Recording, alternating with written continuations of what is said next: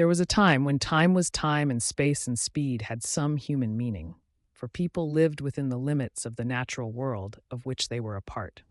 As Albert Camus said, "In our madness, we push back the eternal limits, and at once dark furies swoop down upon us to destroy."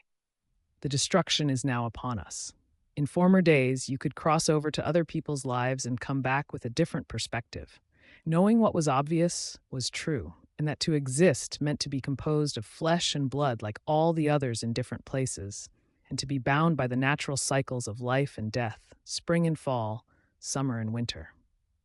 There were limits then on the land, water, and even in the sky, where space too had dimensions and the stars and planets weren't imaginary landing strips for mad scientists and their partners in celluloid fantasies.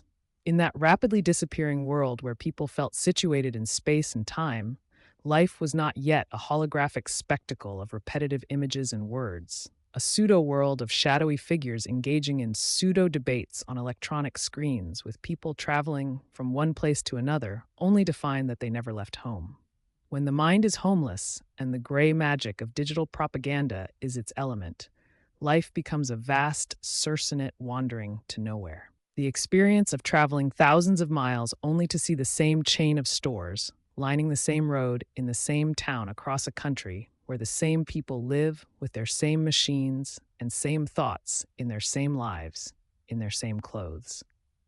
A mass society of mass minds in the hive created by cell phones and measured in nanoseconds, where the choices are the freedom to choose what is always the same within a cage of categories meant to render all reality a mediated reality. Without roots, we are like Sisyphus pushing his rock, not up the hill but in circles, only to reach what we think is the end is the beginning again. Runners in the circle game. People's roots were what once gave them distinction, a place to stand against the liquid flow of modernity and its disillusionments. These roots were cultural and geographic, material and spiritual. They went deep. Such rootedness was not a panacea, simply a place to take a stand. It gave a bit of stability, the sense of real existing individuals with identities, histories ground beneath their feet.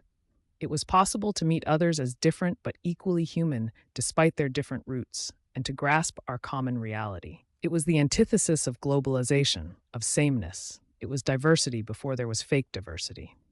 The idea of roots has become even more complicated since Simone Weil wrote her well-known book The Need for Roots in 1943.